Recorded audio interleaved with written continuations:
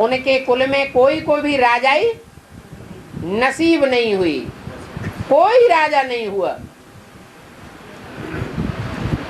भगवान राजाई देता है, कैसा भी कोई पतित से पतित आत्मा क्यों न हो, सबको राजाई देने के लिए बांधा हुआ है अगर पुरुषार्थ करे तो। लेकिन अहंकारियों को राजाई नहीं मिल सकती।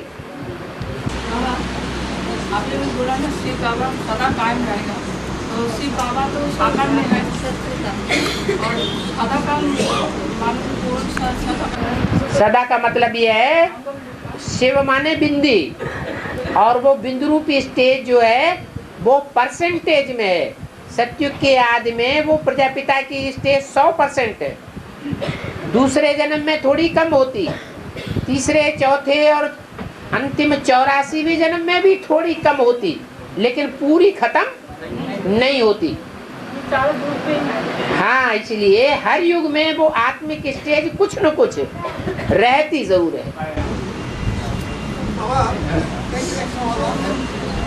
आपने हमने पढ़ा है, यह है ब्रह्मा, ये है व्यक्त। हाँ, प्रजापिता ब्रह्मा वो है अव्यक्त। है जो दोनों एक। ये है व्यक्त, माना जिस समय ब्रह्मा बाबा जीवित थे उनके मुख से ये वाणी चलाई जा रही थी, उस समय ब्रह्मा बाबा की तरफ इशारा किया, ये है व्यक्त। दोनों जीवित थे इसलिए बोला ये है व्यक्त। और फिर वही प्रजापिता जब ज्ञान में आ जाता है, बेसिक नॉलेज ले लेता है, फाउंडेशन बेसिक ज्ञान का पक्का हो जाता है, मैं आत्मा हूँ, तो वो अव्यक्त स्टेज धारण कर लेता है, मनन चिंतन मंथन में स्थायी हो जाता है। इसलिए वो उन दोनों के लिए बताया एक, दोनों ही एक है। अभी जब तक वाणी चल रही थी तब तक था व्यक्त, माने दुनियावी बातों में बुद्धि लगी हुई थी, हद की बातों में बुद्धि लगी हुई थी, ब्रह्मा की भी और प्रजापिता वाली आत्मा की भी व्यक्त बातों में बुद्धि लगी हुई थी। लेकिन जैसे ही ब्रह्मा बाबा ने शरीर छोड़ा और प्रजापिता वाली आत्मा ज्ञान में आ जाती है बेसिक में, तो वो मनन चिंतन मंथन की गहराई में चली जाती, इसलिए वो अव्यक्त हो जाती, शरीर होते हुए भी अव्यक्त हो जाती। इसलिए बोला चाहे व्यक्त है और चाहे वो अव्यक्त, लेकिन हैं दोनों एक, ऐसे बोला। और बाबा मल्टीप्लिकेशन अर्थ क्या है? मल्टीप्लिकेशन बढ़ते जाना, बढ़ते जाना, 2 से 4, 4 से 8, 8 से 16।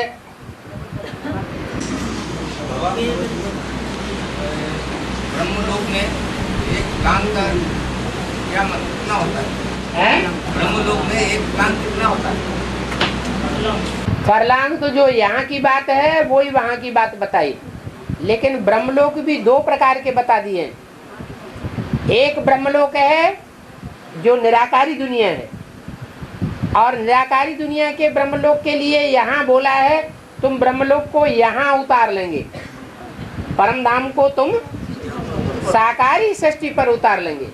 माने साकारी सृष्टि में जो आत्मिक स्टेज में टिकने वाली आत्माएं हैं उनको ज्यादा लंबे चौड़े घर की जरूरत नहीं है, उनके दिल में ही इतनी जगह होगी कि थोड़ी जगह में बहुतों को समेट सकते हैं। जैसे शहद की मक्खियां होती हैं, कितनी मक्खियां रहती हैं छोटे से छत्ते में, हजारों की तादाद में, और सब एक दूसरे से कंट्रोल्ड, सब अपने अपने काम में लगी रहती हैं। एक दूसरे से झगड़ती हैं कि तुमने हमारे माथा से माथा क्यों बिगाड़ दिया, तो हमारे ऊपर क्यों चढ़ बैठी। कहीं झगड़ा होता है? नहीं होता। तो ऐसे ही कहा जाता है कि दिल के अंदर जगह होती है, जगह की ज्यादा जरूरत होती नहीं है, दिल बड़ा होना चाहिए। एक फरलांग 500-700 करोड़ बिंदु बिंदु आत्माओं के लिए काफी है।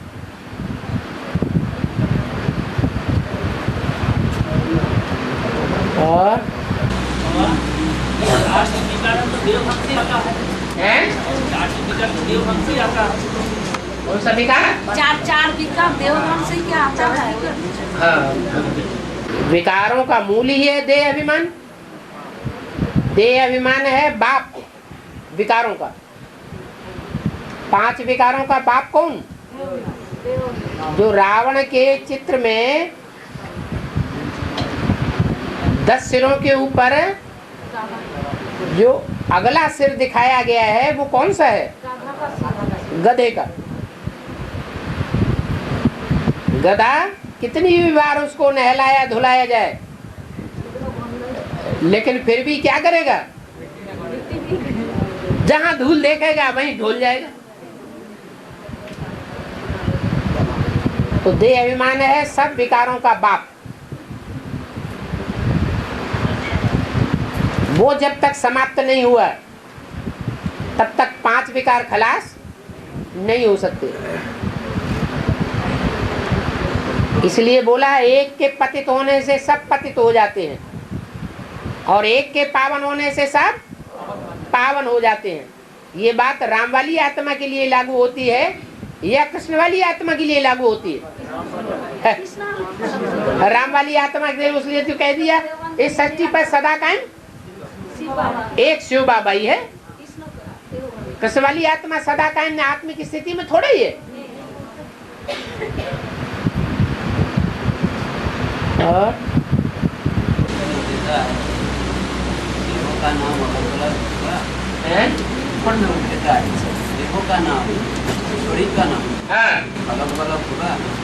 हाँ जी, होगा क्या? होता ही है। देह के नाम होते हैं, आत्मा के नाम थोड़े ही होते हैं। जिस आत्मा का नाम होता है वो सिर्फ एक ही है, क्या? शिव। उसका सदैव ही नाम शिव है, वो नाम कभी बदलता नहीं है। परंतु इस सृष्टि रूपी रंगमंच पर वो आत्मा जब आती है और अनेक प्रकार के पार्ट बजाती है तो नाम चेंज हो जाते हैं।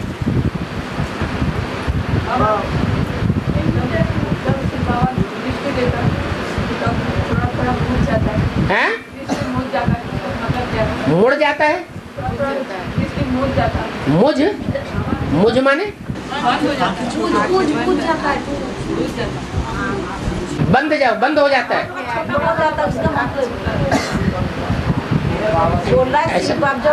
ऐसा है, एक होता है व्यक्त स्टेज, आंखें पूरी खुली हुई है और फिर भी पूरी आंख खुली हुए होते हुए भी निराकारी बिंदु की स्टेज छूटती नहीं है। निराकारी बिंदु रूप स्टेज भी याद है, सुप्रीम सोल भी याद है और साथ साथ जिस आत्मा को दृष्टि दी जा रही है वो भी देखने में आती है। लेकिन कभी कभी क्या होता है, 63 जन्मों के हिसाब किताब राम वाली आत्मा की ये भी होते हैं या नहीं होते हैं? होते हैं। और वो हिसाब किताब इतने तीव्र होते हैं कि ज्यादा शक्ति होने पर भी, ज्यादा ताकत, पूरी पुरुषार्थ की पावर लगाने पर भी वो दोनों चीजें नहीं हो पाती कि सुप्रीम सोल बाप भी याद रहे और सामने वाली आत्मा भी याद रहे। तो सामने वाली आत्मा को कभी कभी ऐसा लगता है कि वो दृष्टि नहीं ले पा रही। जैसे अव्यक्त स्टेज है, वो शंकर के चित्रों में भी 2 प्रकार की दिखाई। एक तो पूरी आंखें खुली हुई हैं लेकिन निराकारी स्टेज स्पष्ट दिखाई देती है। और कभी कभी क्या होता है, आंखें अर्धनिमित नहीं, बंद नहीं, अर्धनिमित। अगर बंद हो जाए, नींद आ जाए तो झटका भी आएगा और झटका आएगा इसका मतलब नींद आ गई। तो नींद आने वाली बात नहीं, लेकिन वो निराकारी स्टेज में जैसी शक्ति लेने वाले को मिलनी चाहिए वैसी शक्ति लेने वाली आत्माएं भी नहीं खींच पाती। और देने वाली आत्मा जो है वो उस निराकारी स्टेज में टिकने के लिए बहुत पुरुषार्थ होता है। दोनों को ही पुरुषार्थ करना पड़ता है। और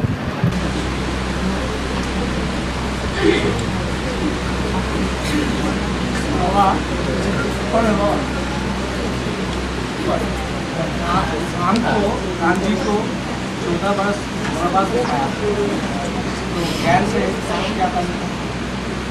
ज्ञान से इसका क्या कनेक्शन? जैसे राम को 14 वर्ष का वनवास गया और राम के संगी साथियों को भी दिखाया, ऐसे ही पांडवों को 13 वर्ष का वनवास दिखाया। पांडवों को 13 वर्ष का, तो ये जो 13 वर्ष की 14 वर्ष की बातें हैं वो कहाँ की यादगार है? संगम युग की यादगार है। पहले आराम से ठाठ में घर में बैठ करके पुरुषार्थ करते होंगे एक जगह स्थायी होकर के, बाद में फिर कांटों के जंगल में भटकना पड़े। तो जो कांटों के जंगल में भटकने की यादगार है वो 13-14 साल दिखा दी।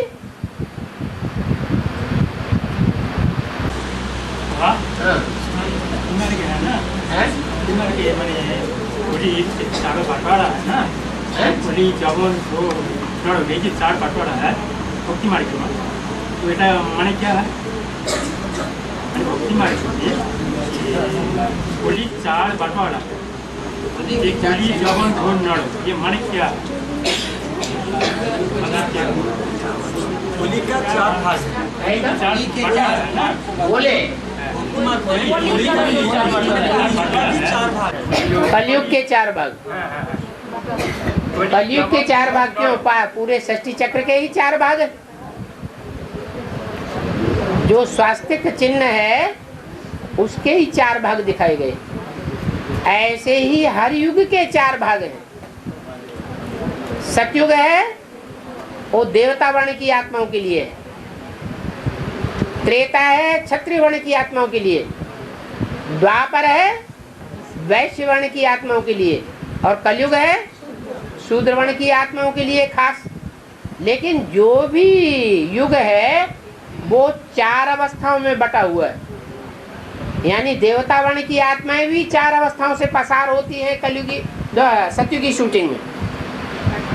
उस सतयुगी शूटिंग का जो पहला हिस्सा है वो सतो प्रधान हिस्सा है देवताओं के लिए। आखिरी जो हिस्सा है वो तमो प्रधान है। इसलिए सन 76 में देवता वर्ण की आत्माओं की तामसी जब शूटिंग होती है उस समय के लिए कहा गया है कि पुरानी दुनिया का विनाश और नई दुनिया की स्थापना। कौन से वर्ण की आत्माओं के लिए? जो देवता वर्ण की आत्माएं उस समय पुरुषार्थ कर रही थी सन 76 तक, उनके लिए। ऐसे ही कलयुग भी 4 अवस्थाओं से पसार होता है। शुद्ध वर्ण की आत्माएं भी 4 अवस्थाओं से पसार होती हैं। पहले सतो प्रधान स्टेज, फिर सतो सामान्य, फिर रजो, और लास्ट में तमो प्रधान। और 14 साल कब से ये राम जो वनवास हुआ, 14 साल बोला कि 14 साल से कब से? 98 से हुआ। जब से प्रत्यक्षता की शुरुआत हो उसी समय से कहा जाएगा। कृष्ण के लिए कहें तो कृष्ण गर्भ में कब तक है और गर्भ से बाहर कब हुआ? तो गर्भ से बाहर हुआ माने शुरुआत हो गई। कृष्ण के बगैर पांडव नहीं, पांडवों के बगैर कृष्ण नहीं। और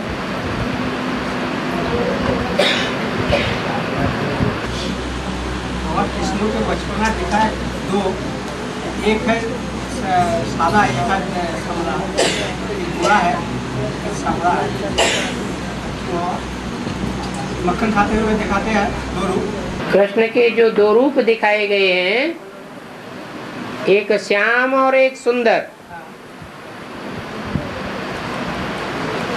वास्तव में 2 रूप होते नहीं है इकट्ठे, चित्रण किया गया। लेकिन जो शास्त्रों में नाम दिया हुआ है श्याम सुंदर, वो इस समय वर्तमान स्वरूप की यादगार है।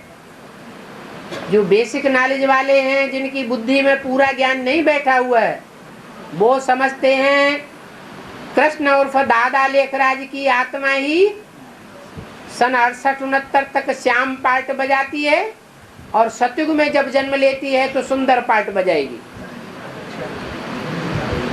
तो उनके लिए उनकी बुद्धि में बैठा हुआ है कि वो ही श्याम सुंदर का पार्ट है। लेकिन ये श्याम सुंदर एक का नाम है या दो व्यक्तित्व के नाम है? एक का नाम है। और 68-69 तक तो व्यक्तित्व एक अलग है, और सतयुग में जो जन्म लेगा वो तो व्यक्तित्व, वो पर्सनालिटी ही दूसरी हो जाती है। तो दो पर्सनालिटियों के अलग अलग नाम थोड़े ही जोड़े गए हैं। वास्तव में वो कृष्ण वाली सोल, दादा लेखराज की सोल ही 76 से जिस तन में प्रवेश होकर के पार्ट बजाती है साकार में, वो जब तक वो पुरुषार्थ संपूर्ण नहीं होता है, शिवोहम जो बात बुद्धि में बैठी हुई है वो खलास नहीं होती है। मैं गीता का भगवान हूं साकार में इस सृष्टि पर, ये बात जब तक खत्म न हो तब तक वो श्याम पार्ट बजाती है। और जैसे ही ये बात खत्म हो जाती है वैसे ही वो आत्मा सुंदर पार्ट बजाती है। शरीर एक ही रहता है।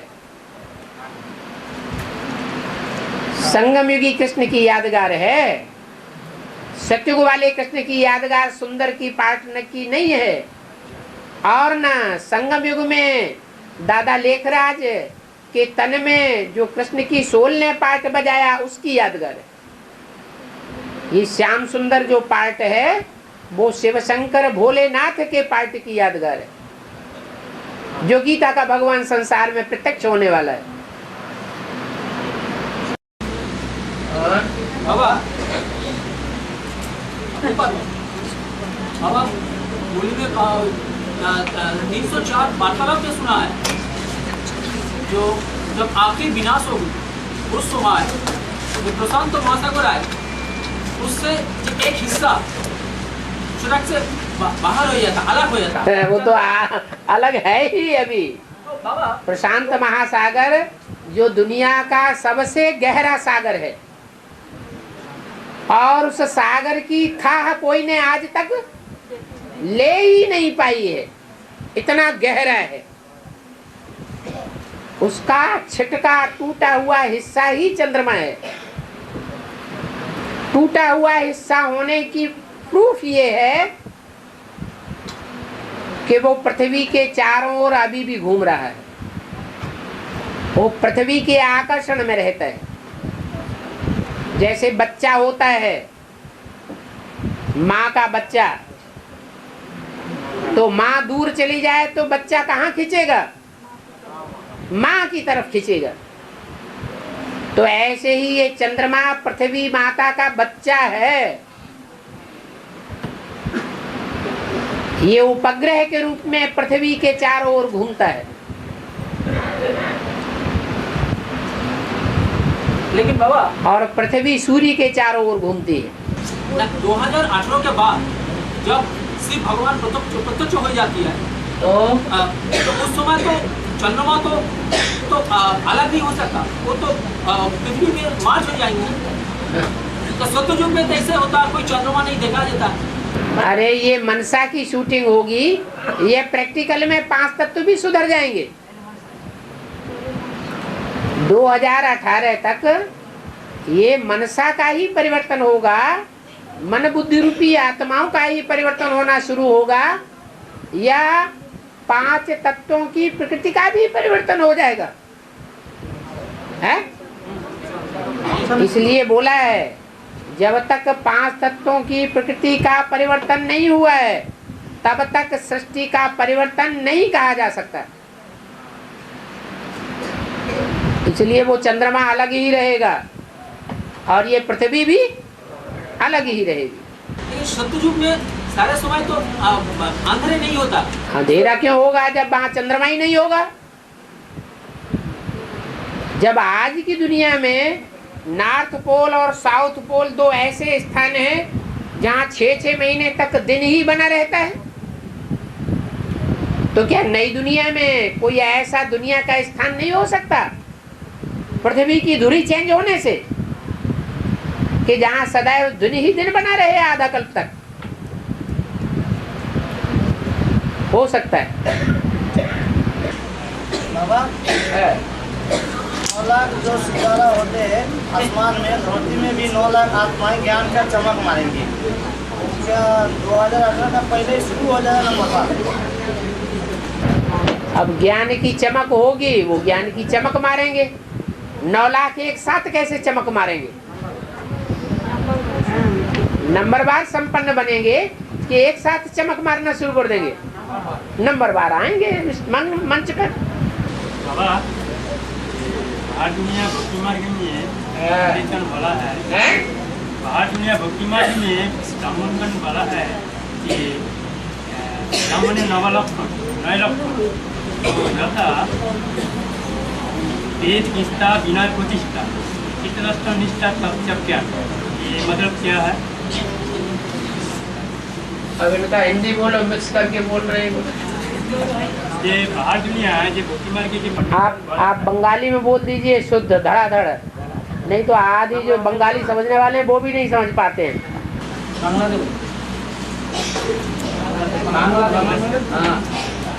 বাহিরে যে ভক্তিমার্গে যে ব্রাহ্মণ অনেকজন যে বলছে যে ব্রাহ্মণের 9টি লক্ষণ, যেমন বেদ বিদ্যা বিনয় প্রতিষ্ঠা চিত্তদর্শন निष्ठा तप ज्ञान, ये माने की? बाहर की दुनिया में भक्ति मार्ग में कहते हैं ब्राह्मणों की 9 शुभ लक्षण है। वो 9 लक्षण का नाम बता रहे हैं भाई, निष्ठा इत्यादि इत्यादि। वो क्या है वास्तव में भाई?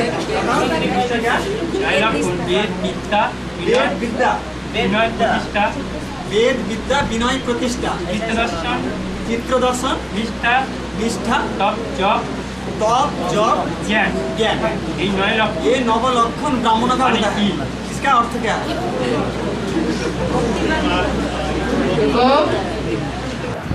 ब्राह्मणों की 9 कुरियां क्यों गाई गई हैं? 9 कुरियां गाई गई हैं माना 9 प्रकार के जो ब्राह्मण हैं वो 9 प्रकार के धर्मों में कन्वर्ट होने वाले हैं। तो उन धर्मों की जो भी विशेष गुण या अवगुण हैं उन ब्राह्मणों में विशेष रूप से समाये हुए हैं। इसलिए ब्राह्मणों की 9 कुरियां गाई हुई हैं। वो 9 विशेष गुण धर्म उनमें जरूर समाये हुए होने चाहिए, नहीं तो 9 कुरियों को अलग अलग क्यों किया गया? 9 धर्म है और 9 धर्मों से कनेक्टेड ब्राह्मणों की 9 कुरियां हैं जो अभी संगम युग में तैयार हो रही है। उन 9 कुरियों में एक कुरी ऐसी है जिसका मुखिया वैल्यूलेस, उसकी कोई कीमत नहीं। बाकी 8 ऐसे हैं जिनकी वैल्यू है, उनको रत्नों के रूप में गिना जाता है। जैसे 9 रत्न है, उनमें मोस्ट वैल्यूबल रत्न है हीरा और नॉन वैल्यूबल रत्न है पुखराज। पुखराज की कोई कीमत नहीं होती। ऐसे ही ये 9 गुणों की बात कर रहे हैं। और विनाश के पार को सतयुग में 7 सागर रहेंगे कि नहीं? 7 सागर सतयुग में 7 महाद्वीप रहेंगे कि नहीं? जब 7 महाद्वीप नहीं होंगे तो 7 सागर भी नहीं होंगे, वहां एक ही सागर होगा और बाकी सब समंदर में, सारे ही महाद्वीप समंदर में समा जाएंगे। तो एक ही सागर रह जाएगा या 7 सागर होंगे? जब 7 नारायणों ने ही अपनी खुदी को मर्ज कर दिया खुदा में, तो 7 महासागर कहां से रह जाएंगे? अभी तो टकरा रहे हैं और टकराएंगे, ढेर सारे प्रश्न कर रहे हैं, मनमना भव नहीं बन गए। लेकिन ऐसा भी टाइम आएगा कि सारी दुनिया मनमना भव हो जाएगी, कोई प्रश्न नहीं पैदा होगा। तो 7 सागर अलग अलग कहे जाएंगे कि एक ही सागर रह जाएगा? एक ही सागर रह जाएगा।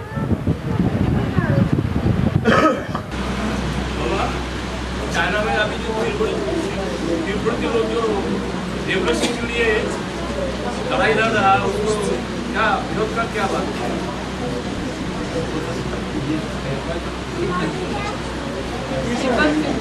चाइना में जो तिब्बती लोग जो रेवोल्यूशन कर रही है चाइना के लेकर जो चल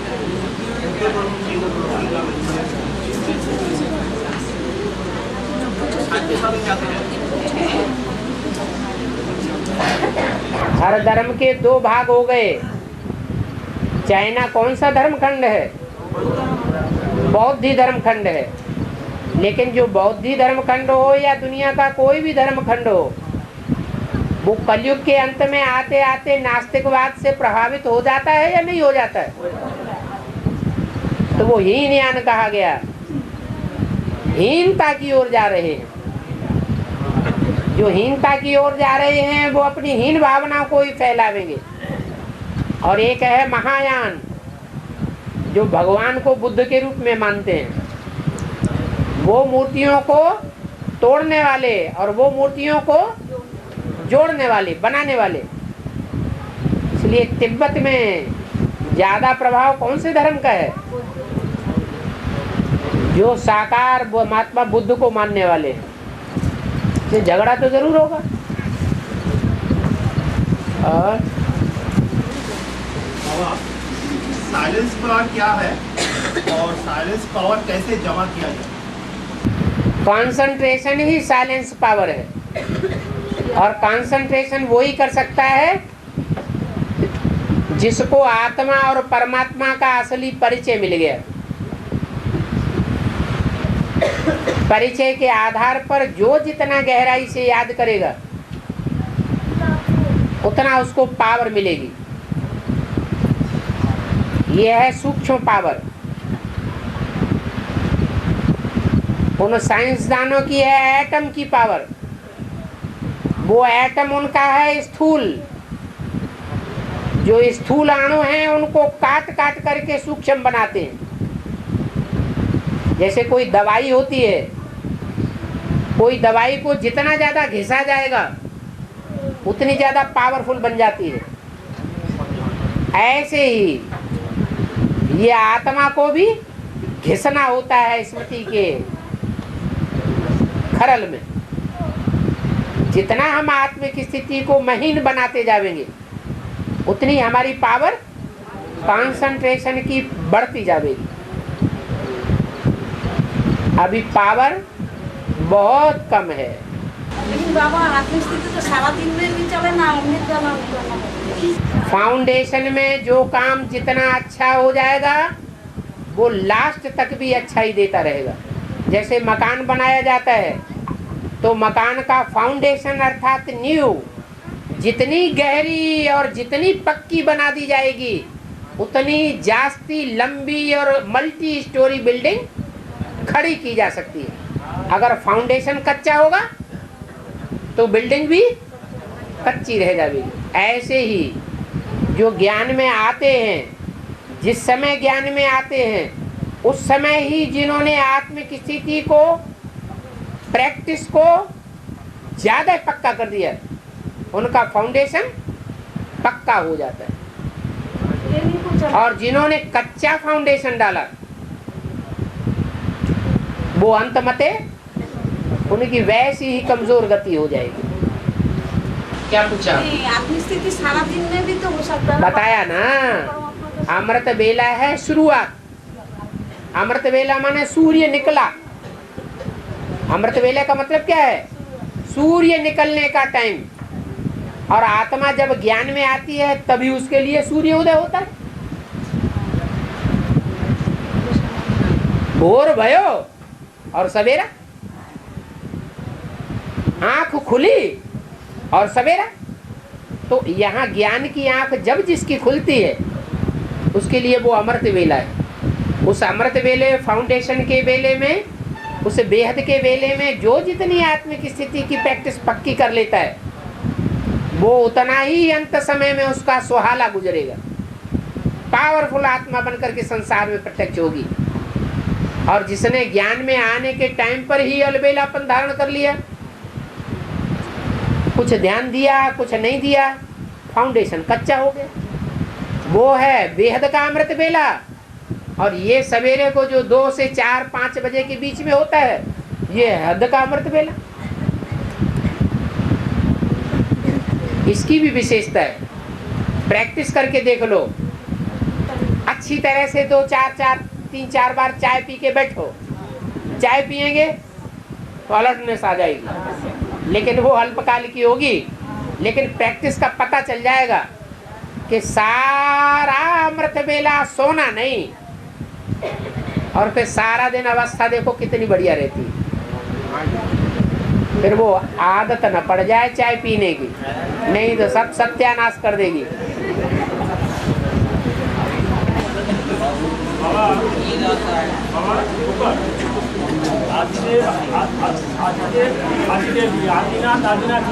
आदिदेव तो रामबाग पदमिता हो गया। आदिनाथ आदिनाथनी एडोनी आदिदेव तो पदमिता हो गया। आदिदेव कौन हुआ? आदिनाथनी आदिदेवी कौन हुआ? जो नई सृष्टि की आदि करे सो आदि देवी। जो नई सृष्टि की आदि करे, दोनों ही साथ होकर के कार्य करती हैं या दोनों के अलग होने से कार्य संपन्न होता है? तो फिर ये तो है ही प्रवृत्ति मार्ग। ऐसे नहीं अकेली लक्ष्मी से काम चल जाता है। लक्ष्मी भी चाहिए तो महालक्ष्मी भी चाहिए, नारायण भी चाहिए तो महानारायण भी चाहिए, ब्राह्मण भी चाहिए तो महाब्राह्मण भी चाहिए। ये ज्ञान ही प्रवृत्ति मार्ग का है। बाबा सीप पर छाते पर महाकाली का पार रखा है तो भक्ति मार्ग में पूजा देती है। तो सीप का छाते का और महाकाली का पार रख रही, इसको बेहद का मतलब क्या है? इसका बेहद का मतलब है जो विनाश का कार्य है वो शंकर का है या महाकाली का है? महाकाली। ब्रह्मा द्वारा स्थापना, विष्णु द्वारा पालना, शंकर द्वारा विनाश क्यों गाया हुआ है? विनाश किसके द्वारा? शंकर के द्वारा। इसका मतलब महाकाली पार्ट नहीं बजाती है।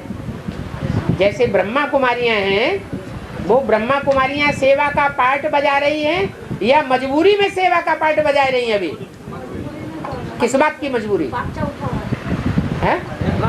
ब्रह्मा कुमारियों की इस बात की मजबूरी है कि वो अंदर से जानती हैं कि एडवांस पार्टी बड़ी तीव्र गति से दिन दूनी रात चौगुनी आगे बढ़ रही है। अगर इसी तरह से आगे बढ़ती रही तो हमारा सत्यानाश हो जाएगा। इसलिए मजबूरी में आकर के वो सेवा के फील्ड में पाम पेंट शो कर रही है। ऐसे ही जो ब्रह्मा कुमारियां हैं, वो ब्रह्मा कुमारियों में आधार मूर्त जड़ें हैं दूसरे धर्मों की। वो आधार मूर्त जड़ें दूसरे धर्मों की ज्यादा पावरफुल होती हैं या उन जड़ों के जो बीज हैं वो ज्यादा पावरफुल होते हैं? कौन ज्यादा पावरफुल है? बीज ज्यादा पावरफुल है। और बीज एडवांस पार्टी में है या बेसिक में है?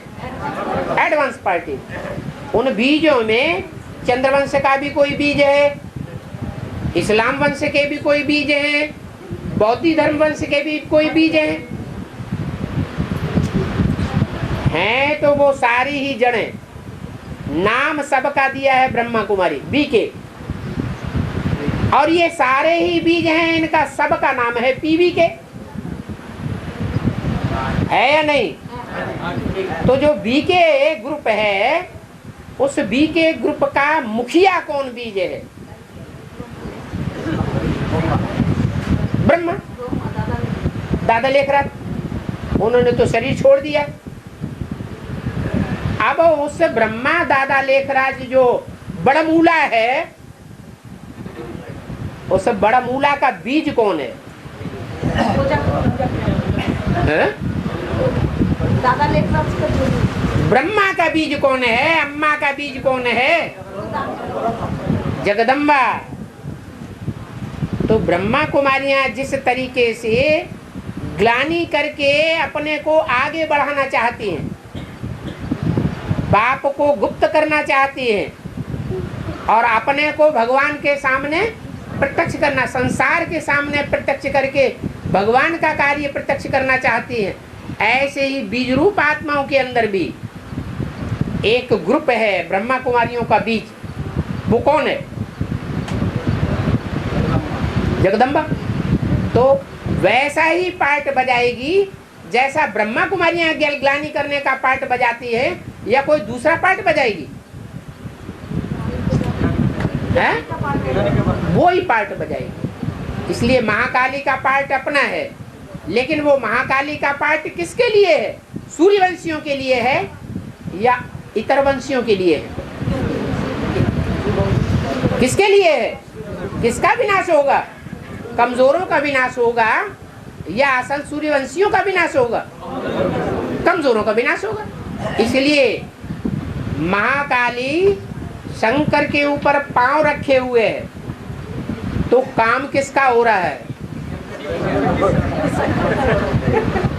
किसका काम हो रहा है?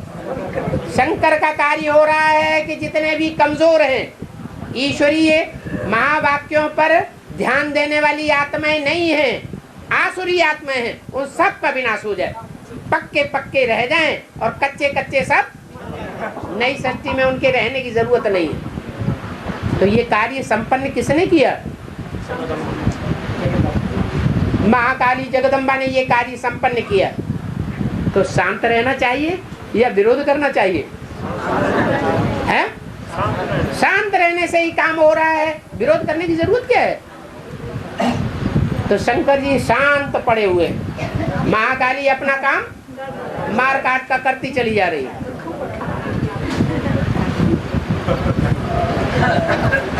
अच्छा, एडवांस पार्टी निकली। सन 76 से ही ब्रह्मा कुमारियों ने विरोध न किया होता,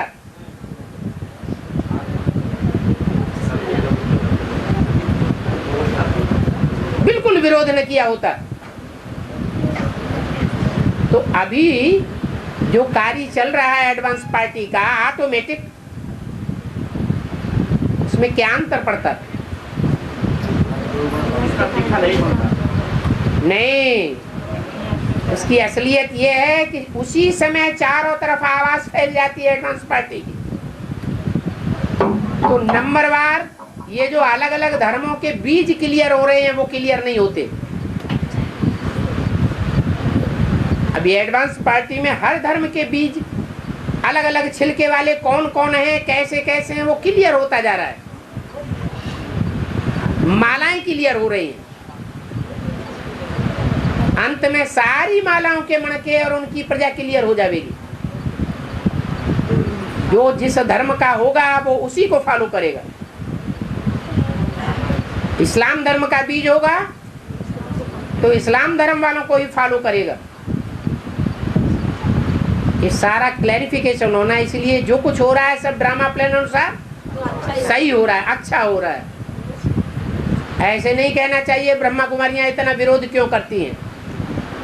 उनके विरोध करने से हमको फायदा हो रहा है।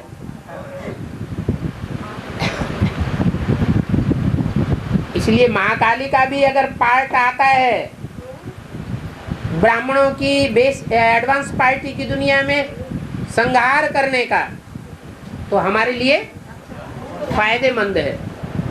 माला प्रत्यक्ष होने वाली है।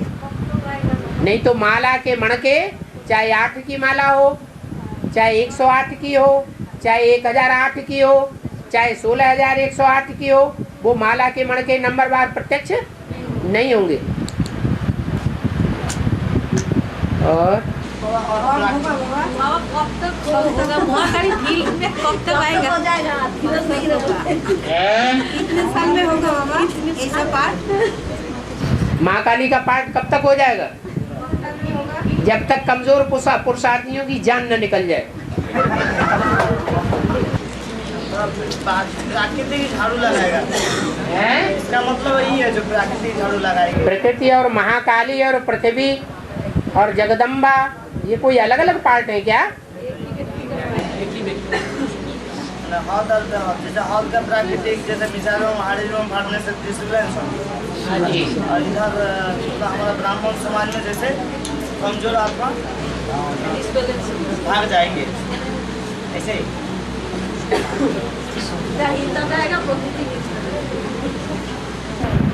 साक्षी होके ड्रामा देखो, बोल बोल से नहीं क्या चलेगा।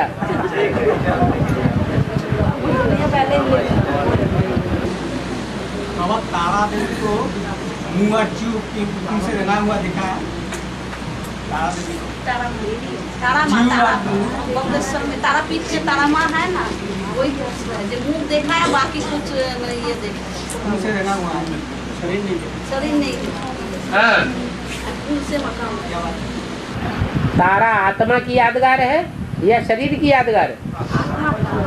तो आत्मिक स्थिति में रहती होगी, देह की याद में नहीं रहती होगी। कीचड़ में कमल फूल समान जीवन बिताया है, उसकी यादगार है तारा।